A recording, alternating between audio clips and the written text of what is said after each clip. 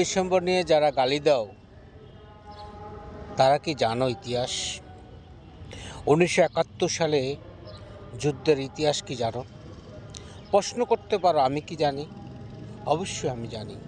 যারা যুদ্ধ করেছেন তাদের মুখ থেকে শুনেছি কত কষ্ট করে এই দেশটাকে স্বাধীন করেছেন, খেয়ে না খেয়ে এই দেশটাকে মুক্ত করেছেন হানাদার বাহিনীর কাছ থেকে।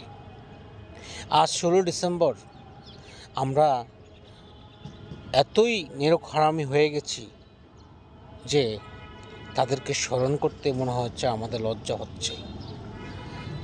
ছি ভাই, আমি যদি বাংলাদেশের নাগরিক হয়ে থাকি, সত্যিকারই বাংলাদেশের মানুষ হতে থাকি, তাহলে এই 1971 রক্তাক্ত 71 সালকে ভুলে যাওয়া যাবে না।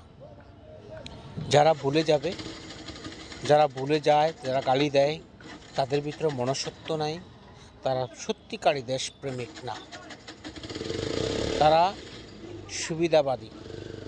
নিজের স্বার্থে তারা আজ কথা বলে 16 ডিসেম্বরকে গালি দেয়। প্রতিবাদ করুন।